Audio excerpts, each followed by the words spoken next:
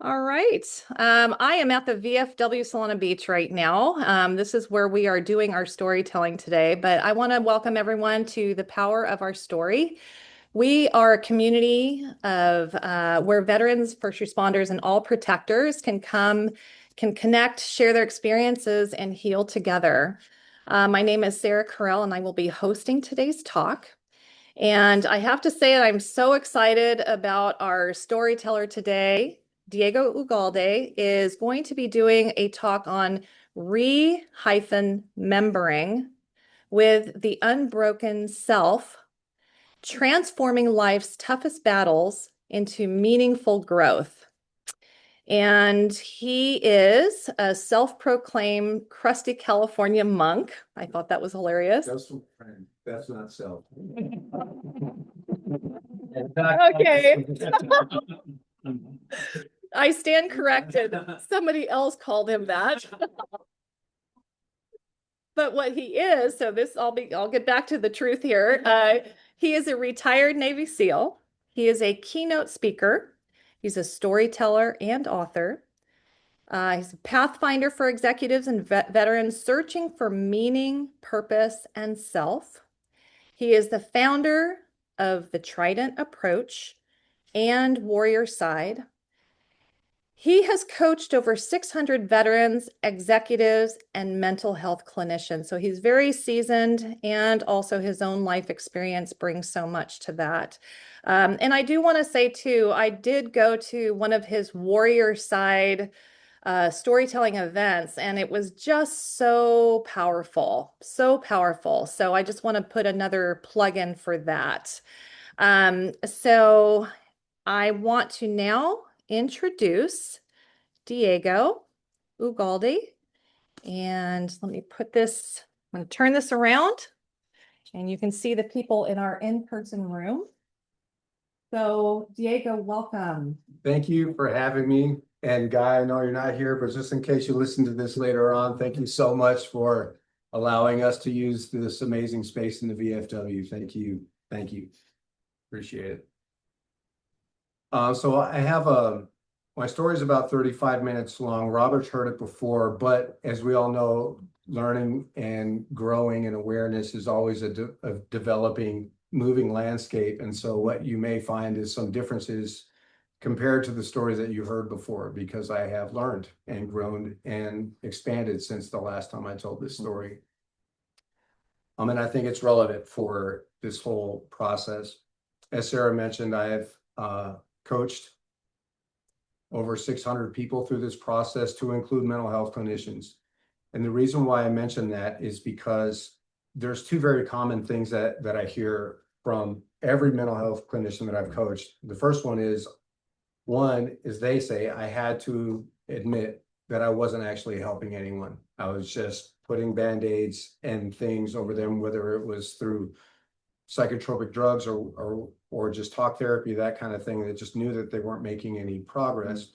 But the second thing that they all happen to mention is, why didn't they teach us this in school? And the reason is, we go into a place, like you say, we go deep. We go deeper than they're even allowed to talk about as licensed therapists. And as a coach, I don't have to worry about these restrictions. Now that comes with a whole lot of other, I can talk about whatever I want. So who knows who's talking here. But it's important to understand that there are things that I say on the regular that are literally not even allowed to be spoken of in a therapeutic session. The reason why I choose to speak about them here is because there's no doubt that it's helpful. It has helped me in my own path of transcending my deepest traumas. And in the people that I have coached since I've gotten into this space, it has been helpful for them as well. And so no one can stop me from talking about this, since I'm a coach. So I'm gonna talk about it. So the story is about 35 minutes long or so, and I'm hoping if you want to take your phones out and take notes or whatever it is, the idea is after this conversation is over or the story is over, I'm asking you for your pushback. I'm asking you for your feedback. I'm asking you for something that I might have said that made you think of something that's worth your time and your presence to speak about here. So if you are typing away or on your phones, that doesn't bother me at all. I see this as an opportunity to get into some real serious discussion, and even maybe some discussion that's not commonly had in these spaces. I'm not here to talk at you. What I am here to do is share my perspective with you, and that's exactly what I mean. This is simply my perspective. That's it. I'm not professing to be speaking from you from a place of truth, because I understand that that word is so enormous that I may never know truth. This is just my perspective, and this is why, for example, my story has changed a little bit since the last time you all have heard it, because I'm just continuing to learn more is all. So with that, any questions before we start? Okay. Drop in here for a second.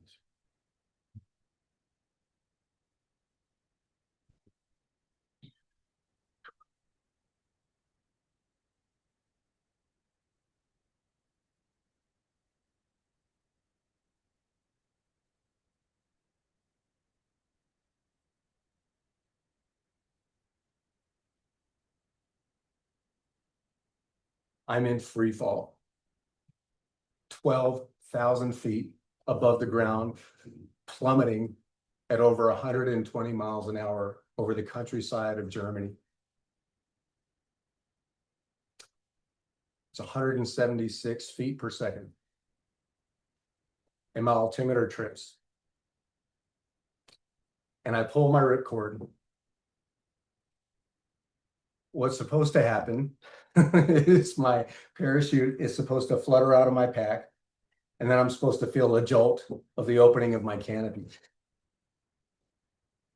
What actually happens is I pull my ripcord, I feel the flutter of my parachute coming out of my pack, and there's no jolt. Something is wrong. And I'm continuing to plummet at over 100 miles an hour. So I do what I'm trained to do. I look up my risers, and I see my risers connecting to my parachute, which is now just a ball in the sky above me. And so I grab my risers and I snap them down. This is what we're supposed to do to detangle, but to no avail. It's just a mess. And I'm continuing to fall at over 100 miles an hour. And my first thought, you must be broken. And you should be ashamed of yourself.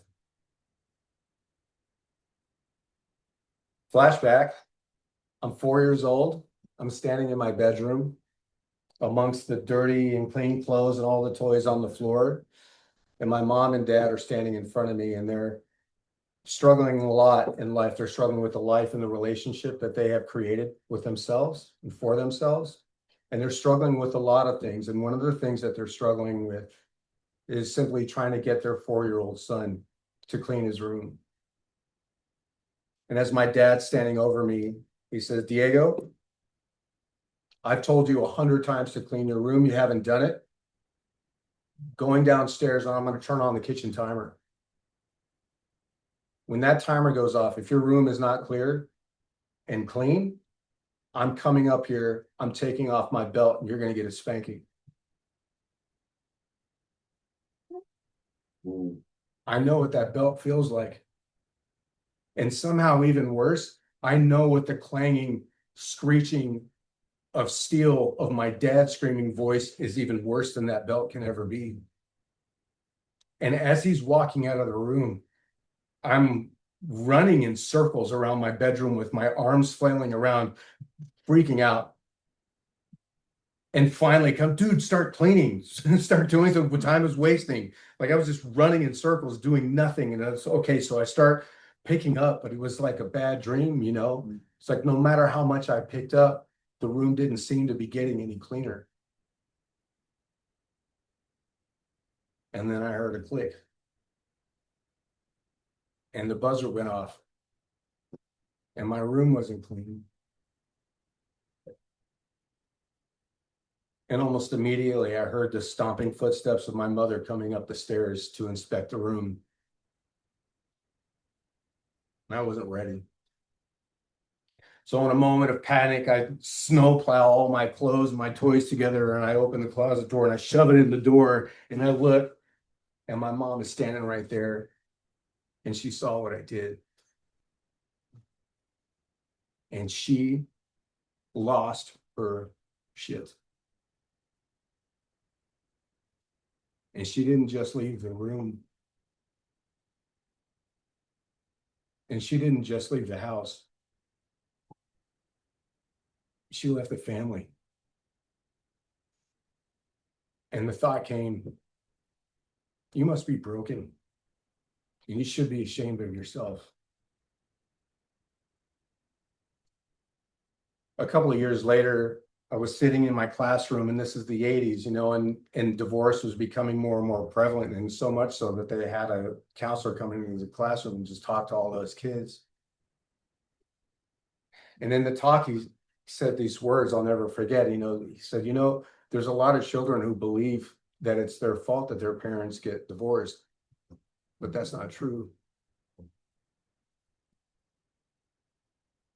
And my eyes opened, and I just felt everyone in the class turn around and look at me because I had a secret.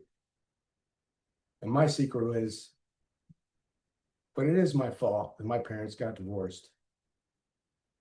You must be broken. You should be ashamed of yourself. And so over the years, that brokenness and that shame had manifested into self-sabotage. I remember being out on the school playground playing in the grass, and I saw against the fence the bully was picking on a girl in my class, and I got so angry. I ran over there and I responded with overwhelming force. And if any of you watch sports, you know that the first person to do the foul isn't always the one that's caught. It's always the one who retaliates. And that's what happened that day. I got caught and I got in a lot of trouble. And the thought came, you must be broken and you should be ashamed of yourself. See, I always saw myself as somebody, as the kid with a huge heart in his chest, but everyone else always seemed to see me as the one with huge problems. And it lasted that way all the way until high school. And I was struggling a lot in school, and my dad didn't know what to do. He didn't know how to make me do better. And so my relationship was just one of fear with him. And because I didn't know what to do, it just manifested into some sort of anxiety where I would be sitting in class and spontaneously out of nowhere, my nose would just start bleeding with the pressure of a running faucet. And I would have to go to the high school nurse. And sometimes it would take us an hour to get this thing stopped. And she and I spent so much time together and had so many conversations over time, a little bit of time. She began to be the first grown-up in my life who could see this heart that was within me. She saw me as I was, and she accepted me for who I am. Then one day I got another really bad report card, and I didn't know what to do. So I took it to her office. I said, hey, how do I break this news to my dad? And she gave me all these really cool strategies and things. And that happened over and over again. And maybe somewhere around my 10th report card or so, before giving me the next strategy of how to break this news to my dad, she said, Diego, have you ever put any thought into what you want to do in life? Yeah, I said, yeah. She said, what do you want to be? I said, I think I want to be a doctor. And she goes, Diego, you suck at school, dude. You hate school. Doctors go to school for like 10 years. You're going to be miserable. Do you know what a paramedic is? What's that? It's like, well, they're kind of like doctors, but instead of going to school for 10 years, they go to school for 10 months. Instead of working in a hospital, they go to work in an ambulance. We save lives out on the street. Whoa, that sounds awesome. That's what I want to do. And all of a sudden I had something I had never had in my life. Direction. That was my junior year. I made it past my junior year. And so in summer break, I did what I always did, what I love to do, which was go hang out with my best friend and next door neighbor, Gordon, and we would go to Blockbuster and rent movies. And it was towards the end of the summer where we'd seen about every movie we were interested in seeing in Blockbuster. And all of a sudden we saw the new releases. Hey, what's this? Navy SEALs. You want to see this? Yeah, let's see it. All right, cool. We'll take it. We took that yellow and blue and white case back home. We opened it up. We took the tape out. We slid it in the VCR. It emerged into the machine. We pushed play. And I'm sitting here watching these guys jumping out of planes, blowing stuff up, going after bad guys, driving cars fast, shooting guns. And I'm thinking, man, what is this? And about 20 minutes later into the movie, I recognized that they have a paramedic on their team. And I said, that's it. This is what I'm going to do for the rest of my life. And I gained this idea of identity.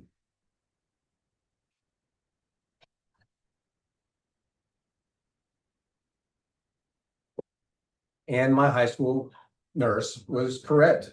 I suck at school. So I joined the Navy. I took the military entrance exam and I failed it. And I was also quite immature. And so I took the Navy SEAL screening test and I failed that too.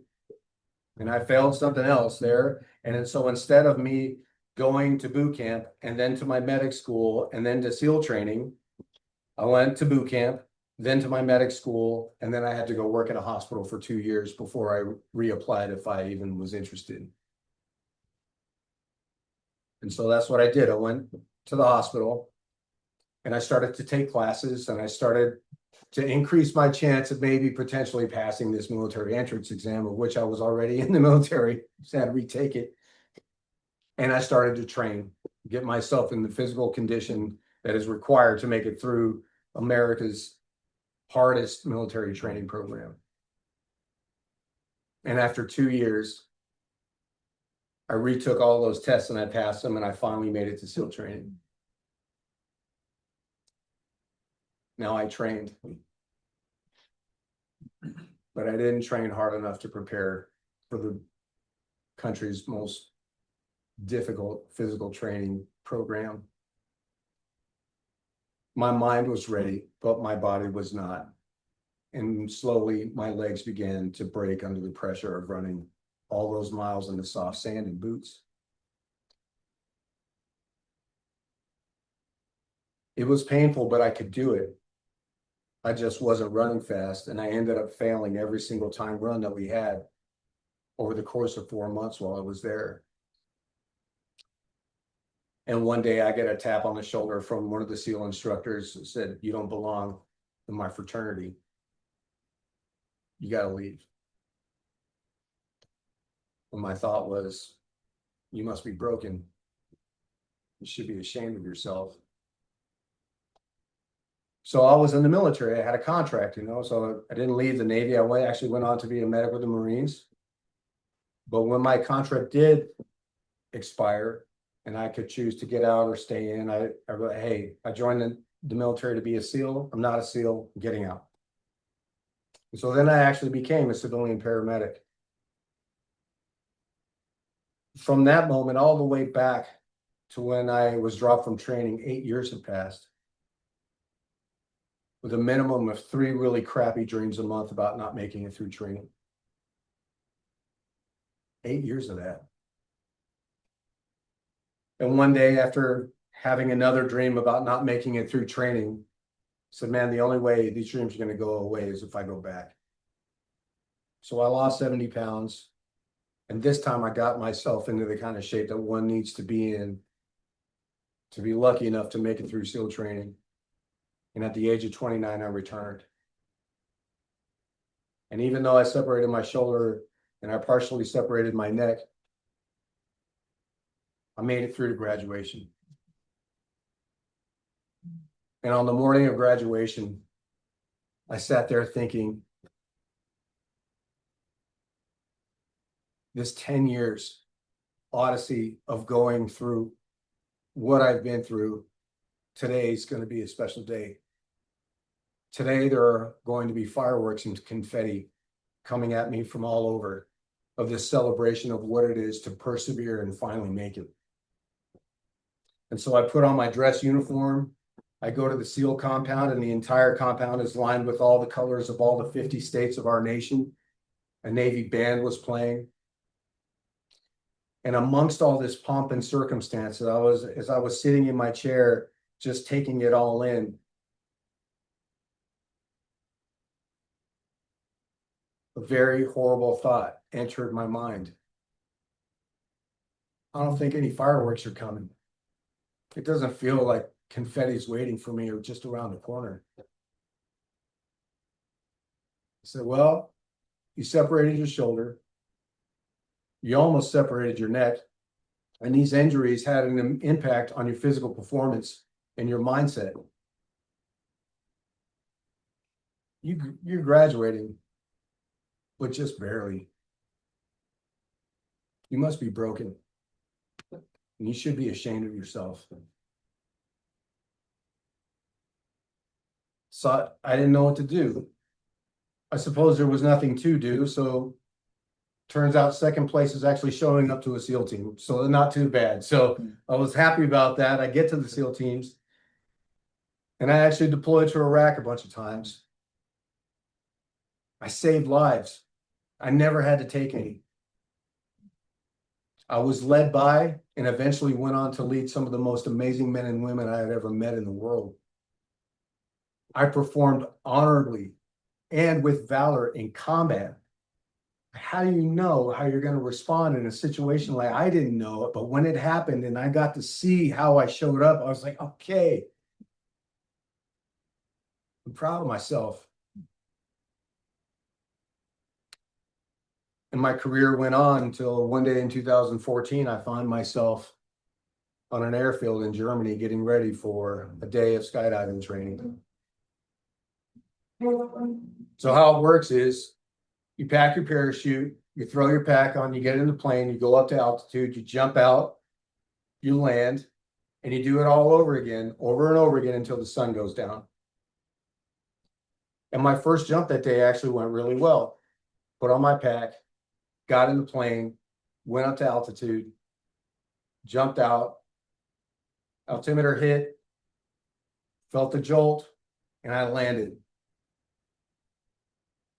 But the job wasn't over yet. I hoped beyond hope that my parachute would float gently and straight to the ground behind me, not tangling up, so it would make it easier to pack. Now, see, the thing is, we jump, but we don't jump a lot. And the skill set that I had to shoot or stop an arterial bleed was a level 150 out of 100, but my skill set in repacking a parachute wasn't anywhere near as efficient. And it just so happened as my parachute began to fall behind me, a gust of wind came and it twisted and tangled it up into a balling mess, and then it clung to the ground. And I began a mild panic. Now, this is not a big deal. It happens all the time. All you got to do is untangle it and repack it properly. But it's not okay to be last in anything in the SEAL teams, including repacking your parachute. And I knew that I had some work ahead of me to make sure that I wasn't last. And so I dropped my pack and I just got to work with all these knots, started undoing all of them, started working through it. And as I looked across the airfield, I noticed that all the other SEALs were further along in the repacking process than I was. I was going to be last. And so in a mild panic, I started moving as fast as I could with repacking this chute. And finally, I got to a place where I just grabbed that parachute and I shoved it in the pack like a 4-year-old little boy trying to clean his room. And I get my pack together and I put it on. I get in the airplane. We go up to altitude and I jump. And I find myself looking up at a bald mess in the sky above me. And so I did what I was trained to do. I cut that malfunction parachute away and I pulled my reserve. My reserve came out I felt the jolt and I began to float safely down to the ground. And then the thought came, you know, the only thing worse than being the last one to pack your parachute is packing your parachute so bad that it doesn't open you when you pull the ripcord. You must be broken, and you should be ashamed of yourself. So my career went on that way.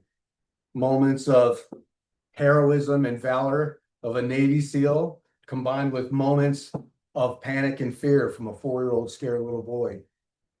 Until finally my 20 years was up.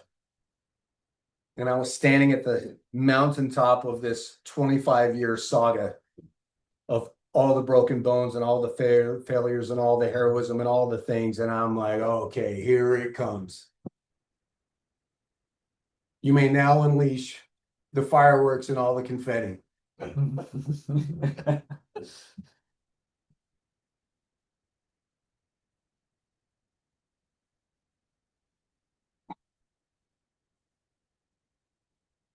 Nothing. What does a motherfucker have to do in this life to know this idea of fulfillment? And I get angry, really angry. But then I hear this voice inside me that was almost loud enough to where the world around me could hear it too, but not quite, and very calm. Everything you have pursued in your life has been external to you. The one place you haven't looked is within you. And silence.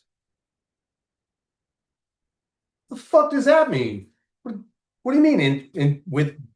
What's within? Like, what do you mean? I didn't have any friends that knew within. I didn't have any friends that were even asking the question.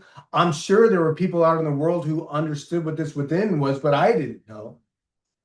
And that voice was gone. I didn't know what to do.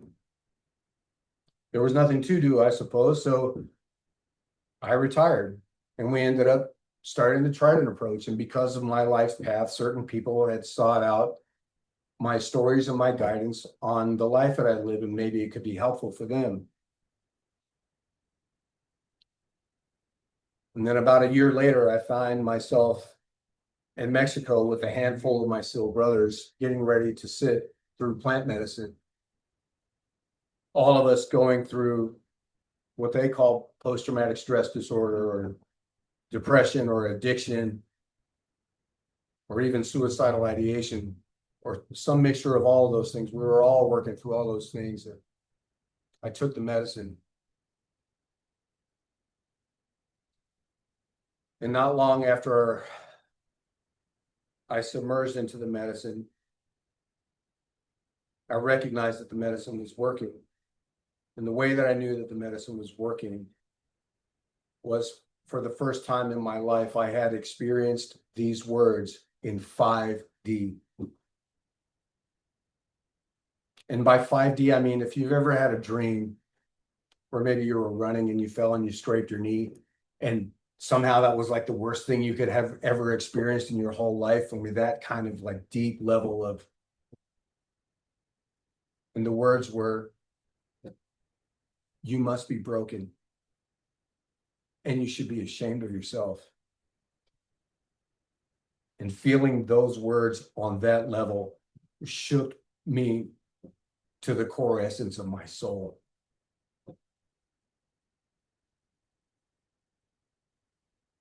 But then something happened.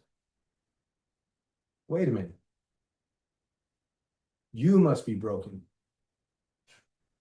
You should be ashamed of yourself.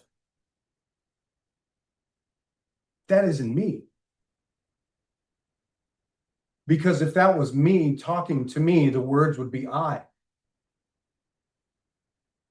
And as soon as I came to that realization, it's like I tripped a tripwire, and this huge explosion was the uncovering of the man behind the curtain who has been wickedly celebrating my demise since the day I was born.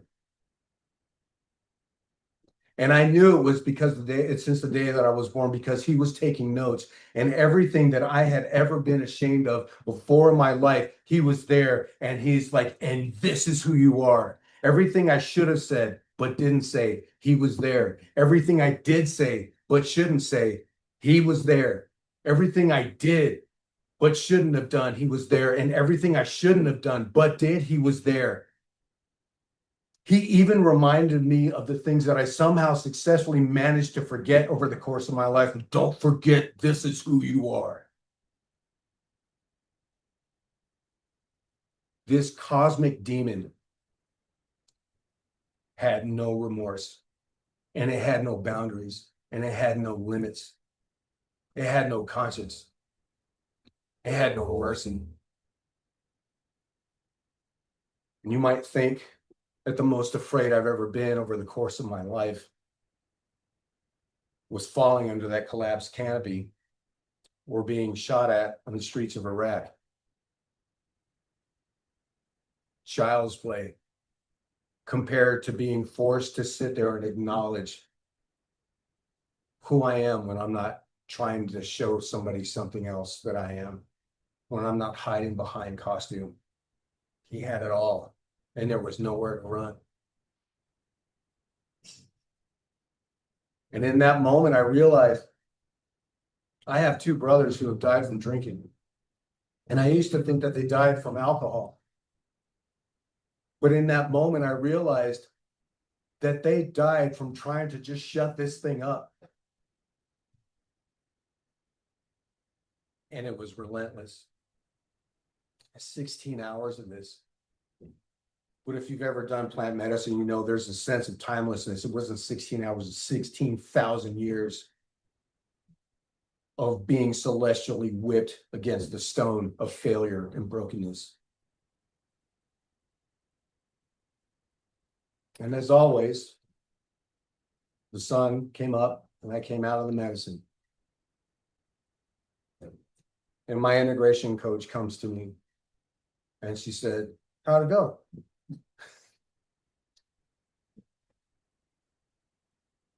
And I said, I saw what I'm up against. And I don't stand a chance. And I collapsed into her shoulders and I just sobbed. And she said, Diego, allow me to introduce you to your ego. I don't have an ego. Even when I was in the SEAL teams, I never walked into the room thinking I was better than anybody. In fact, the opposite of that is true. I walked into the room of the SEAL teams and be like, oh, I'm not sure I belong here. But in that moment, she began to explain things to me. And I began to consider, maybe for the first time in my life, that I didn't understand what I thought I understood. Maybe I didn't know what I thought I knew.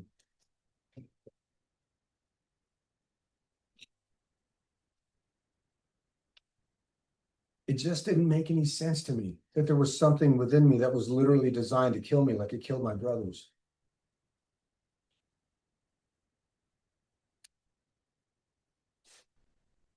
How could I reconcile that?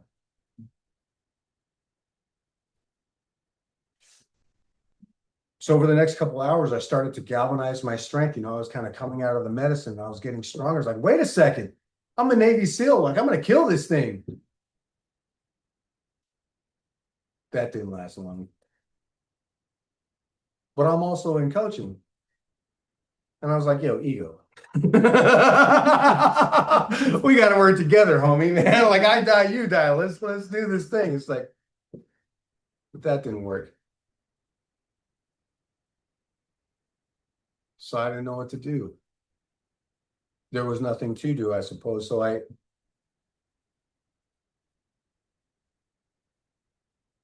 went on with life, and one day came after the next, and after the next, and after the next. And several months later, I sat with plant medicine again, and I take my integration process very seriously, and I worked on it every day. And I was getting stronger. Somehow, I didn't understand, but I was also getting wiser in a way. and I was becoming more resilient. And about a year later, I found myself sitting in an open-eye meditation, just looking at the symbol of the yin and yang.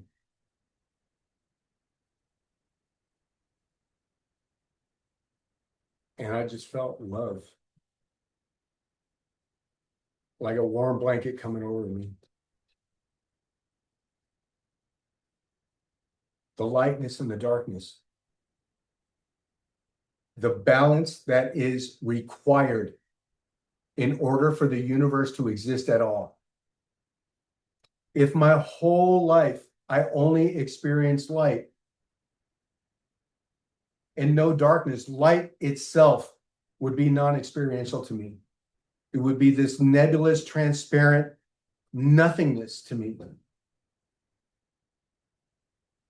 Or in words that were useful to me at the time, in order for me to know strength, I had to know weakness. In order for me to know peace, I had to know struggle. And I began to think that when the ego shows up, it shows up every time in shame. You must be broken. Toxic anger, resistance, judgment, doubt. My ego isn't some cosmic monster. It's my great teacher. But it doesn't teach me in giving me answers to things. It teaches me in giving me problems to solve. And in the process of solving those problems, I can understand that through you should be ashamed of yourself, I can come to learn and know self-acceptance.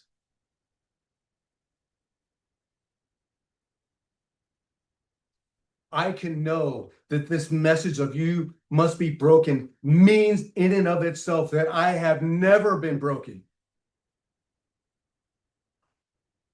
All I have to do is recognize that the man behind the curtain is running circles around here, madly trying to help me.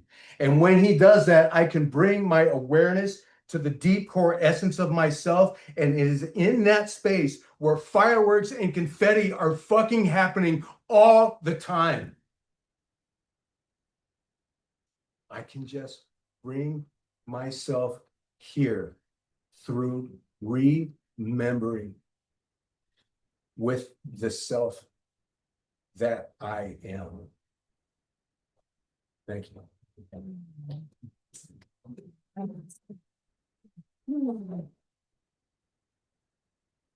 Yeah, Diego. Wow. That was really, really powerful. That I don't know about you guys, but I have to take a breath. That was like, wow, so well shared. And I've heard your story before, but again, just like you said, in growth, you just brought more to the table. And I really felt so much for that little boy and kind of how that showed up and just your awareness of what was happening later on so that you could remember. And I mean, there's so much to share, so much to share, but I'm just buying time for you guys to come up with a comment or a question. And you guys too, Robert and Rich, I want to open it up now. And we'll go ahead and keep the recording on because sometimes this is also such a rich part of it is just asking questions and commenting. But I really did feel, I have to say, I really felt for that little boy. That always is what hit me. I just wanted to go give you a hug. You're free to always do that. Okay. Oh my goodness. Oh, and you just so clearly do have such a big heart. I mean, I've always felt that about you. And I just loved hearing how you have come to that awareness of really what was happening. And I love that nurse. I don't know who she is, but I love her. But amazing again, the impact of one person who really sees you and really pours that in.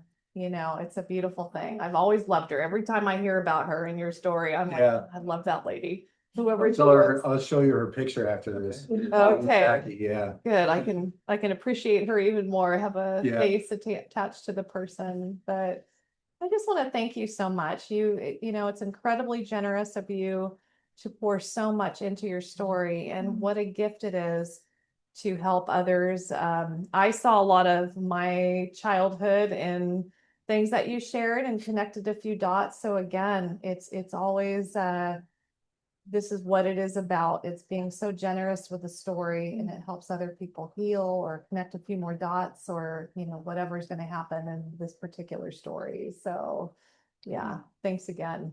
Love it. Appreciate it, Sarah. And I do want to open it up for any comments or questions. Take your time.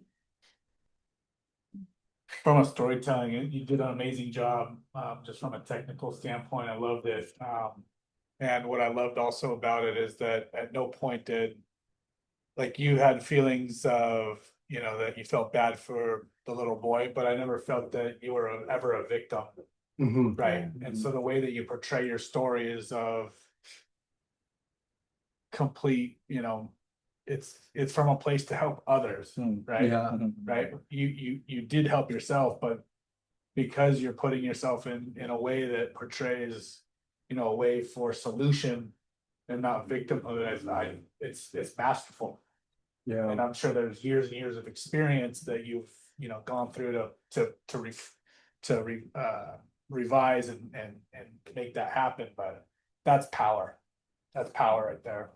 Yeah, thank you for saying that. And so way we look at it is like there's a difference between vulnerability and unconscious vulnerability. Yeah. Just being like, you know, there's some people who are willing to just throw up all their stuff all over, and you can tell they haven't moved through their things and all this stuff. And that's what they need to do, and it's fair enough, it's fine. Yeah. But the reason why we at Warriorside, why we share our stories, number one, is to connect more deeply with the self in the process of developing and creating the story. And should somebody choose to go anywhere and share that story with community, the purpose then is to connect with community. Yeah. And to your point, it can be repulsive for some and triggering for some if somebody's got unhashed work to do and they're like, raw, and then all of a sudden what we're trying to do here, well, I believe that connection is the most powerful medicine we have available to us. It's kind of counterproductive. And so, yes, thank you for mentioning that. It's something that we take. Yeah. It's not that you're supposed to be hiding things, but if you're not ready yet, we'll just leave it in the oven a second longer. Okay, we don't have to mention that part quite yet. Yeah. That's good. Thank you. I think, and that is a great point. I think the power is for serving other people in story. It's when you are moving into that healing, that you have that courage. It's not I mean, you could say you were victimized as a young child, and that's not even judgment towards your parents. I mean, that was something that was not you. But the courage comes with what you did. You leaned in to do whatever it took to heal and to find the healing. I guess that's how I'm taking it. I do feel like there's a huge difference in mindset and hard set between staying a victim, because you're not healing. I mean, but there is it's a process though. It's a process. I just feel for that little boy, because it's a little innocent boy. You know, I think probably every mother would feel that way. I'm sure father too. It's just, you know, you do. And my mom and my dad. And your mom Also, and your dad. They were doing the best they could. Right. Did not intentionally. No. Yes, it's just that it's right that that generational trauma and wounds that they never figured out yet when you were 4. And no, I totally feel that. So that's why I don't want to come across like I'm shaming your parents. Like, I feel for them, but it's like the journey of the message that you heard. It's a story that you told yourself all your life. And even with incredible, being the most elite warriors on the planet, you were still telling yourself that same story.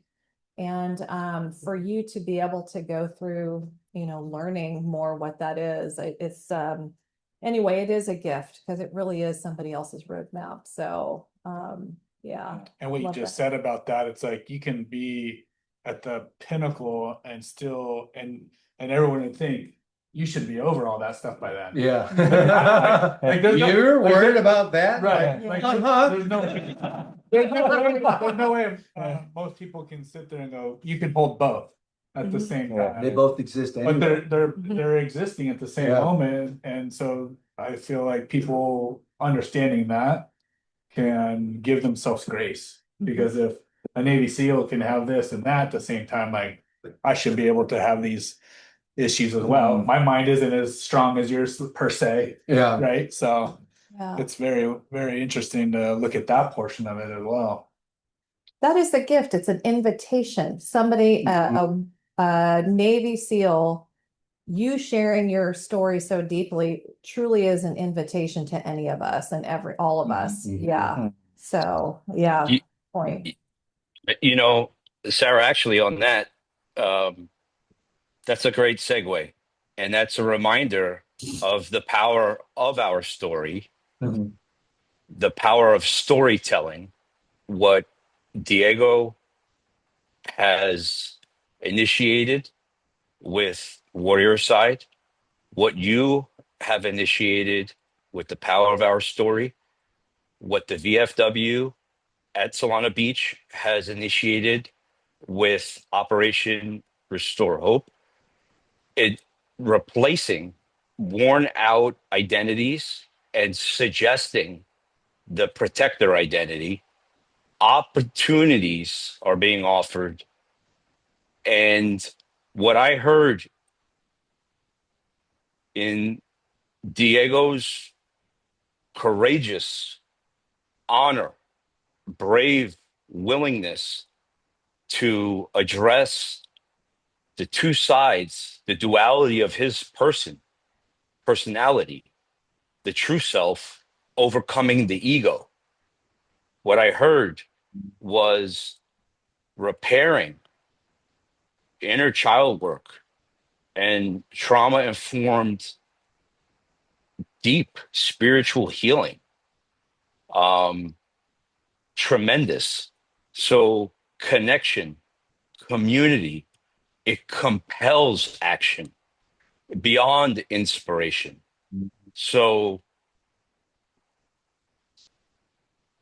it not only broke a feedback loop that has been with a man for his entire adult life, that like the resonated with me on so many different levels, uh, as a man, as a father, as a warrior, um, spiritually. I think one thing that I would like to reflect back, um, in a society that struggles, and this is generic, but uh, Diego, you at the onset, you had kind of, I don't want to say challenge, but you requested this type of feedback. So this is with love, respect, and none of this is challenge, and none of this will be surprising. Um, I think there's a shift, and what's occurring right now is reflective of it. And the language that is sanitized in our world doesn't hold the complexity of what we navigate and what we experience. And as Sarah pointed out, we're coming up next month to a quarter century, 25 years since 2,800 civilians, souls, were vaporized from the worst attack since on American soil since Pearl Harbor. And almost 10,000, approximately, Americans lost KIA from global war on terrorism, and 4x that from their own hands upon returning home, plus all the intergenerational trauma. So with that set up, we say thank you for your service. We're not thanking people for their stories, which contain the emotion, good, the bad, the visceral, and there is learned helplessness. There is victimhood. And it's these stories, no matter how difficult they are to tell, like you just demonstrated, that resonated with me so deeply. And I appreciate your patience with this long setup. So the shift that I would offer up to folks is, yes, when we need to use the word vulnerability, we should use it with intentionality. And in my line of work, I was trained to exploit vulnerabilities to give us an asymmetric advantage to overwhelmingly support our forces. So when we reflect it back, the courageous, the honor, the brave to act. So, and I'm hearing it more and more within the provider circles, and I just am cautious. So, again, not a critique, but I'm hearing it more and more, and I am concerned that it's becoming an anchor. And when we have men and women, our brothers and sisters, that are going to be doing different types of medicine and going to do very deep reflection, I'm expressing some concerns about what those types of different variations could do on their own journeys. So, So very grateful for you generically, bringing yeah. that up. Over to you. But thank you guys very much, and I appreciate everything you're doing. Man, I'm so glad that you brought that up, and you know, it was brought up just a little bit, but even the reframing of, so that is the reason why Warrior exists. 100%. When I thought of the idea, or I don't know how it works, of course. Either I thought of, or the idea was given to me, this idea of veterans telling the story. You know, I've been in the integration coaching space for so long. I was like, oh, wait a minute, I can't just like do this.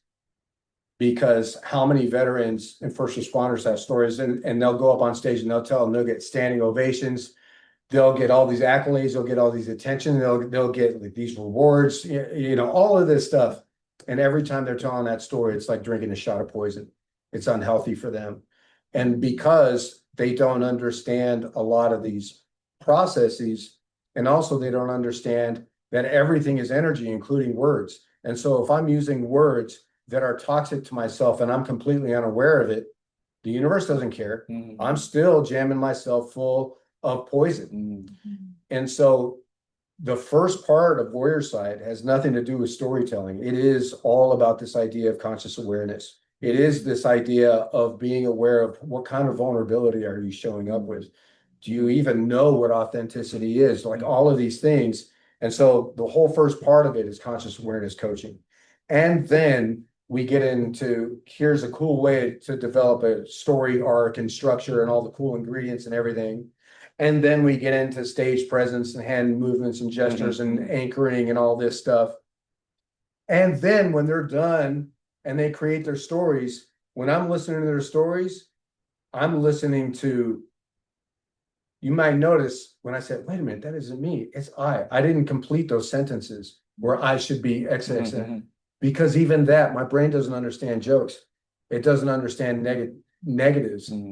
So I have to be very careful with the words that I say. I am this. That's why the whole entire story was you, because I don't have any interest whatsoever in the process of memorizing these things just over and over again. My brain's taking notes. Oh, I should be, oh, no. So you're absolutely right. And that's why we take, that is like the foundation of Warriorside, is just making sure that people are being very, very conscious and aware and taking care of the words that they're creating as they go out and tell these stories over and over again. Thank you for that. Thanks, Robert. Any other comments or questions? I've got a comment, and I actually found it very insightful and in a way refreshing that you mentioned that ego is our great teacher. Yes. So, there's this best-selling author, Ryan Holiday. He's very stoic. So he has this book called Ego is the Enemy. So many times we think that our that little voice is a limiting belief which we need to suppress and silence. Yeah. But maybe that's part of who we are as well.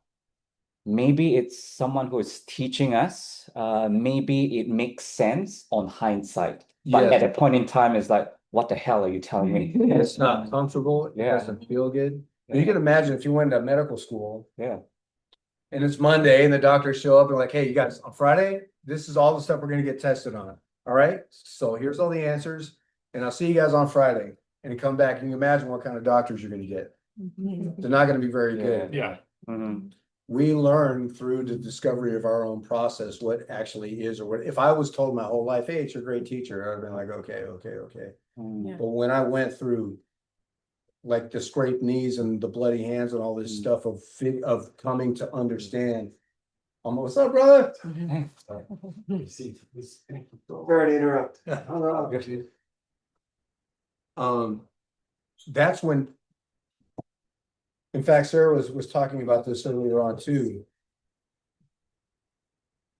There's different levels of learning. If I were, for example, to be sitting at the table and somebody goes, hey, the ego's your great teacher. Okay, the ego's my great teacher. That's one level of learning. But if I take that and things just kind of don't make sense, and 15 years down the road, something happens, I go, oh, what was that? That's another level of learning. When you learn things on the level of elevated states of consciousness beyond the mind, it's like these things are getting hardwired into your neural pathways. And that's the significance and the importance of integration, because if you even let those stagnate, they'll fade away. So when you experience things on elevated states of consciousness, it's like doing surgery in a way, and you can always reverse surgery just by committing to bad habits and all these things. And so there is for all I know, there's even deeper for me to understand that the ego is my great teacher, even though, and I know there is, and the reason why is because I still suffer. I still get my heart broken. I still feel lonely. I still like whatever. But the difference is now, when I feel that, I'm not always aware. But when I am aware, I'm like, oh, I know what this is. For example, if I feel the idea of loneliness, it's the ego teaching me, you can't be lonely. You don't even know who you are. And then that reminds me to connect more deeply here. And here there is no loneliness. I'm connected to, I am all things. I am connected to all things. And so I still have to do the work.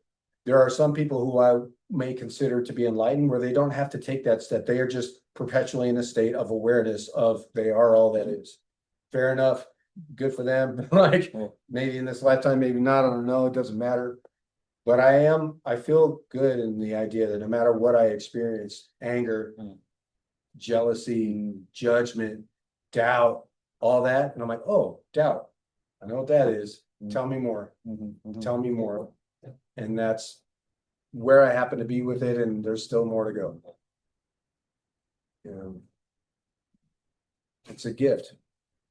And it just doesn't feel like it. It hurts. It burns.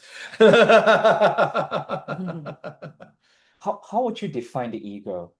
Like what? So what yeah, is- so yeah. crazy question. Yeah. You ask a Buddhist monk or a Tibetan, yeah, What is ego? or or Sigmund Freud or Carl Jung, who studied understood. They all have different explanations for it. So what I'm about to say here, and whatever I have said this entirety, the whole time I've been here, please don't confuse this with truth.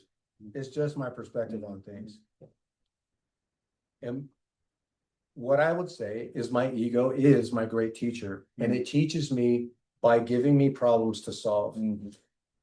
For example, giving me the illusion that I am the ego. For example, giving me the illusion that I am ashamed. For example, everything that's like individualizing me, because when you immerse your awareness into deeper levels of consciousness, you know that there is no separation to anything. But the ego is there to be like, oh, you're special. Like, make sure your hair's good today. Make sure you do this right today. Make sure you wear like this and all this. And the core essence of who you are is like just watching. And there's some midpoint there between. So I don't know if this is true. This is the best that I've come up with, is that there's the non-duality. Like you can imagine like maybe the sun of all that is, it's just consciousness. And then out of the sun is a sun ray, which could potentially be a spirit. And out of that spirit sun ray continues on to be a soul. And there's all these sun rays. So there's all these different things, but it all is connected to this. And when that soul is about to kind of penetrate through the earth, it goes through, I think, our ancestors, because our ancestors 1,000,000% in my awareness have an influence and an impact on how we live our lives. In fact, even science can prove that at least 7 generations of everyone who has contributed to our family tree is within our DNA. All the failure, all the success, all the heartbreak, all of it, all of it is all like within us when we were born.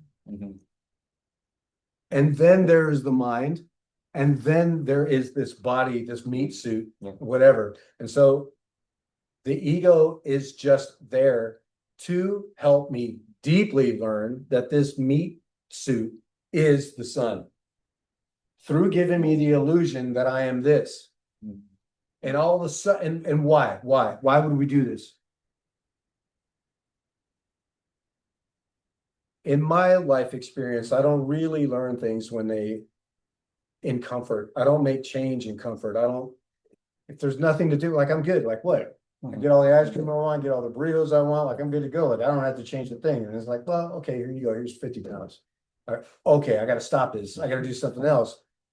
And that's all the ego is giving me discomfort that catalyzes me into remembering with self, so that I understand that on a deeper level.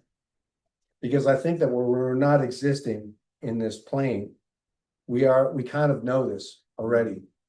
And we're coming down here to forget so that we can learn. So all this matters. Like if I knew that I was God, like I really, really knew that I was God, no matter what happened to me in my life, I wouldn't care. If I drove my car off a cliff, who cares? I'm just taking off a set of clothes and putting on another clothes of my spiritual consciousness. Like, who cares? There's no risk. There's no stakes. There's no excitement. There's no nothing. Who cares? Everything's going to work out but I forget this. And so to me, it really, really matters when something doesn't go according to plan. And now I'm experiencing life from that way. And I think that I've gone through a lot of lives where I didn't have any concept of that at all. And I suffered a lot. And I think in this particular life, it is the path of what this one is to remember more deeply who I've always been. And that's not the case for everybody. Some people could care less about this awareness. They're like, it doesn't matter. That's just their path. And that's perfect because that's what that wants to experience. I'm here. Thank you. Yeah. I'm translating language, like I really appreciate you sharing, and so I'm translating. I maybe from a Christian faith standpoint, I also feel like suffering has taught me so much. Some of the really uncomfortable situations, just even in work or things like that, or really hard. It just really purges everything out, doesn't it? It really connects the dots. This is who I am. I am the sufferer. Right, stuff it down. Or it's funny, I have this theme in my life. I was raised by musicians, so classical musicians, so that's why it's so funny that I'm in this arena. But when you play the violin, you tune by a perfect fifth. And so whenever I would tune my violin, when you're trying to make it into that perfect fifth, you can feel it. You feel the perfect vibration.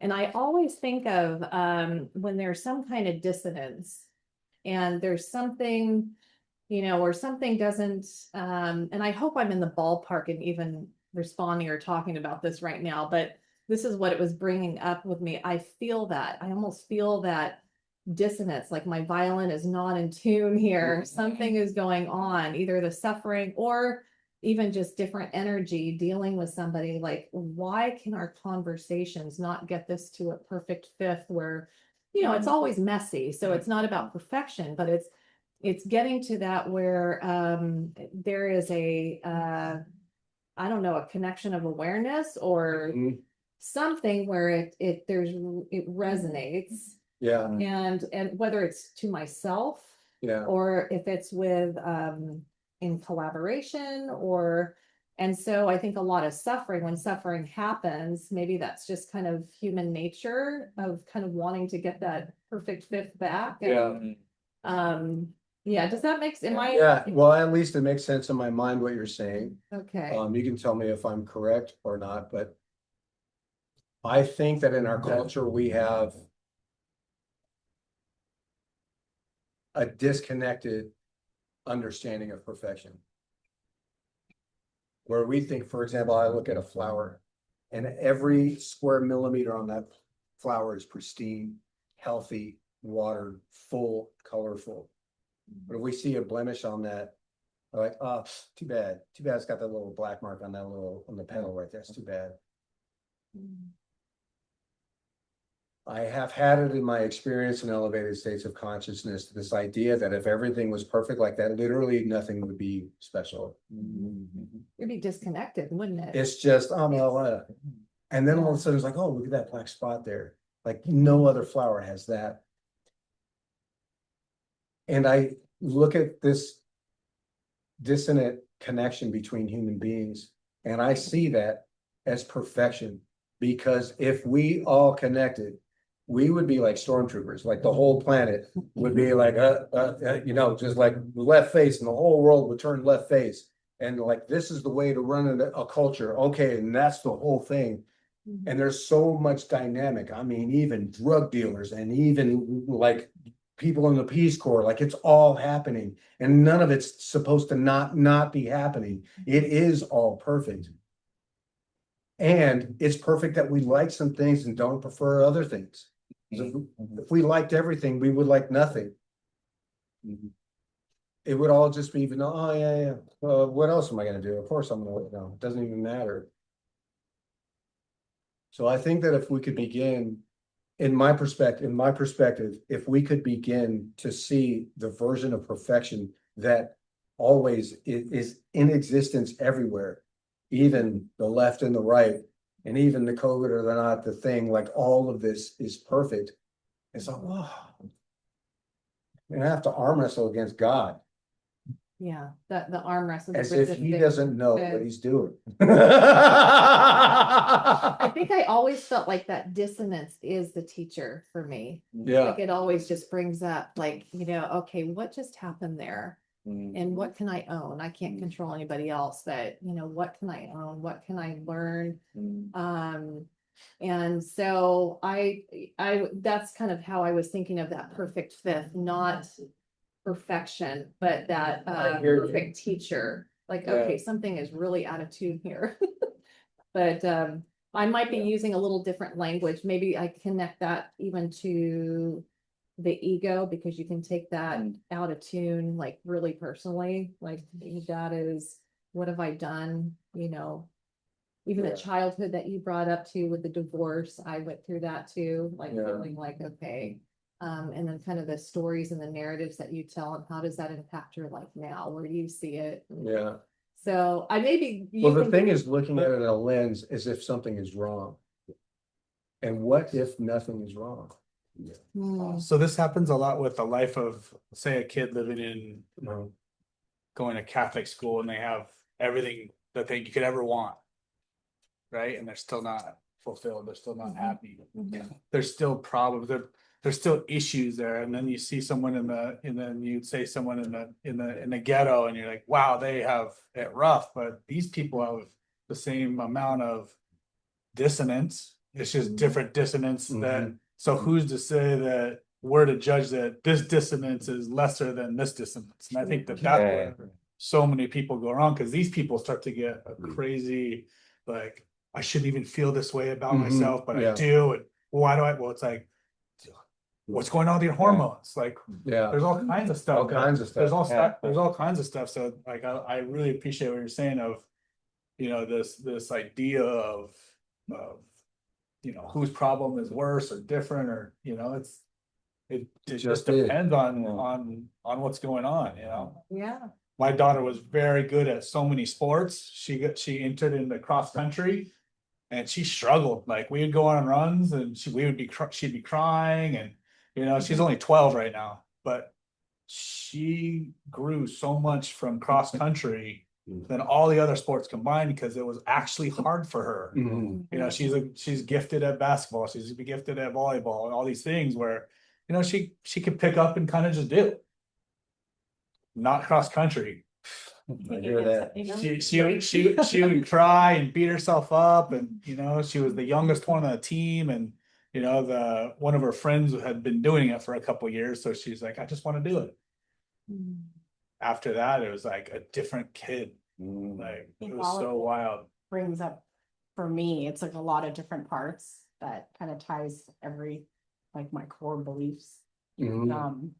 So one of the things that are my business and everything that I do stands behind is no mud, no lotus.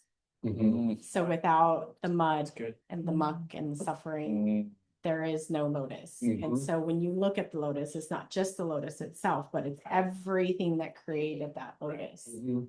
And so that's definitely one that I stand behind, and it truly defines everything that's being said, and perfectly imperfect. Yeah. I literally have a tattoo of that, Oh, because yeah. you could be imperfect, and that's what I do. I walk out in the world, and we call everybody broken, but we're really not broken At all. In Japan, which goes into my culture too, there's an art form, Mhm. Yeah. where they break things and mend them together with gold, and it comes back stronger, That's awesome. right? And it's a form of art. Yeah. And I believe that that's how we all are, Yeah. right? We can't judge people, and social media and the world has kind of put everything based on image, right? Like, Yeah. the lens, what lens are you looking through? Like, are we all looking through rose, lens, or are we really looking beyond that? And so I feel like that kind of ties into awareness, right? And that's where another one of my cores is just being aware, right? We need to be aware of our surroundings. We need to be aware of ourselves. Truly feeling that, how many times have we all walked into a room and we have a gut feeling about something, but then we ignored our gut, right? We're like, oh no, it's okay, like it's fine. But then at the end of the day, you're like, shh, don't do that. Hey. Or I should have like continued, but I had that gut feeling, but I didn't listen to it. That's like the ego. That's the universe. Whatever it's telling us. It's our bodies telling us that there's something wrong with this. Like, you got to start listening to it, And so when I go into places, and I believe in energy, right? And I can have a conversation with somebody, and all of a sudden I come out and I'm like exhausted, completely exhausted. I was like, but I didn't do anything. I just sit there, like, but they're like energy vampires is what I call them. And I'm like, well, I just sat and listened, but like, I'm exhausted. I need to go and take a nap. Very unattuned. Yeah. And so it's like, it's those things where it's like, okay, maybe next time I create distance with that person, or maybe there's something else that is going on beyond that. Right. And so we call it intuition, we call it our gut, or whatever it is, but it's about awareness. And that's what I think Diego might have experienced when the medicine comes up, right? It's about awareness.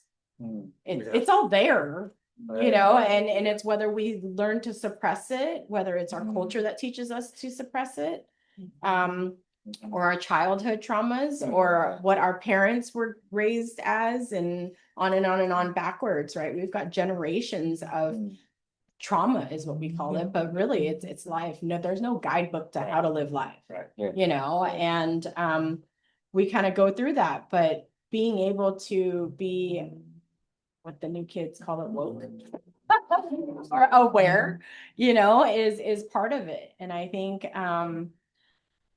you know, being a I've been told that I'm a healer, and in different ways, even though I'm not a facilitator myself, but it's me taking my experiences, and just like Diego takes his life experiences and turns it into a guidebook for those who I may not have been a Navy SEAL and had exactly the experiences that you have, but in your story, as you spoke to it, I had every single stage that you went through. I had something in my life that related to that. Yeah. Yeah. You know, and it may not be the same story. And a lot of times, you know, I'm battling cancer, but I don't let it define me. But then there's people out there who put it out on social media and like, you know, asking for things and whatever it is. And I've been very private with it, and I've been going through my journey, and I feel like that has been my core of what keeps me grounded on what's going on and what shifts in life, and how I learned to listen to my body and know that there's different alternatives to that. And at the end of the day, this is my gift that was given to me. And so I need to value it, not let other people make decisions for my gift. Right. And so, yeah, going through this and meeting Diego, I think I've met you maybe about a year ago. And I'm still here. And I'm still breathing. So I was very inspired by what I told him as we walked in here. I was like, hey, you know, I realized that the first time we had a conversation, you told me something different than everybody else hasn't my entire life. And I'm always like, oh, you know, every time I feel like I need to give up, I get this voice in my head that tells me, or somebody comes to me and tells me I've saved their lives, and I got to continue doing what I'm doing. Yeah. When I met Diego, he was the very first person that had told me, you may need to continue doing, but not what you're currently doing. Maybe that's the shift. And that with those words, he's like, you need to continue, but not doing what you're doing. Because then that's why you're where you are right now. And so I took those words to heart.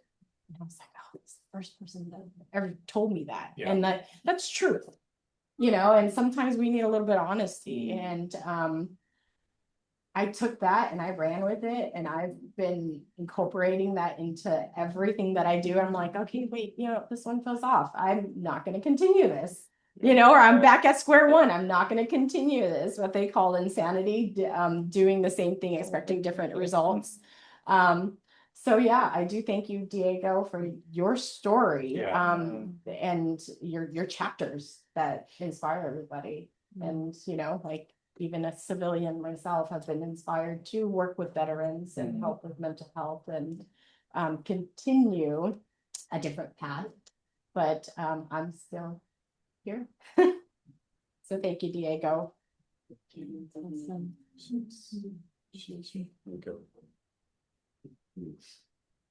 It is amazing that some of these life-changing situations that come up can be your greatest gift. And it's like a blessing in disguise. Yeah. I like to call it that. Takes time to get there, and I'm sure it was a huge road for you, but how it seems like you have shifted, you've reframed the experience, and you said it helps keep you grounded. Yes. Yeah, it's like a reminder, you know, like to learn how to listen to your body, your mind, and have everything kind of try to stay aligned as much as we can in this crazy world of ours. Yeah. Beautifully shared. Thank you. Thank you. Diego. Yes. Oh, first of all, I had my hand up before, but I don't think.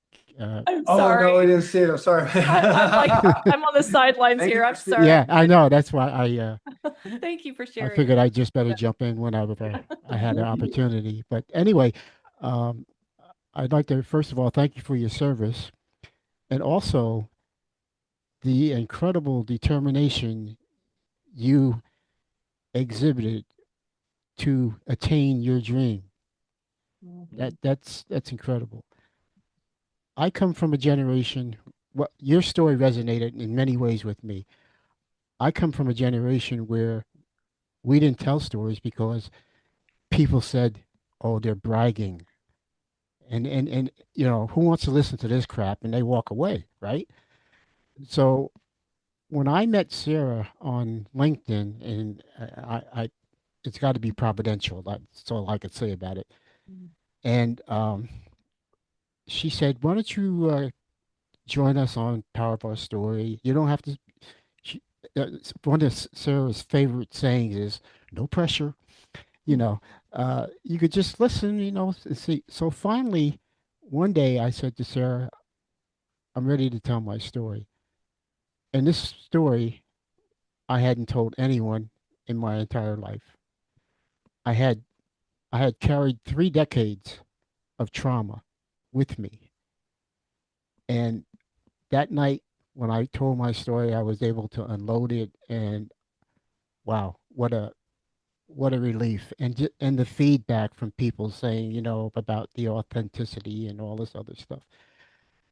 And I never, and then I got caught up in a trap where uh, I think many people that want to tell your story is my who wants to hear my story? You know, I'm in a group here where this person was a Navy SEAL. This person was this person was that. Who wants to hear my story? I was just 30 years in law enforcement, right? Started out as uh, a patrol cop and went up. Uh, so who wants to hear my story? But um, when I told my story, it started with my dad. My dad was World War II Navy. He passed away when I was 13. I went off the rails. I had a middle school teacher, Mrs. Matthews, never forget her. She asked me to stay after school one night, and she started to talk to me, and she was telling me about all of this potential she saw in me, which I didn't see, right? She was crying, I was crying, and she turned my life around, and I would go back and see her every summer and give her a big hug and thank her for what she did for me. And then upon losing my dad, I was 13 at the time. I had two police officers in town that took me under their wing, and which gave me the idea about becoming a police officer. That was my dream, and so I went ahead with that. But the trauma uh, that I carried, uh, a lot of it was shame that I realize now.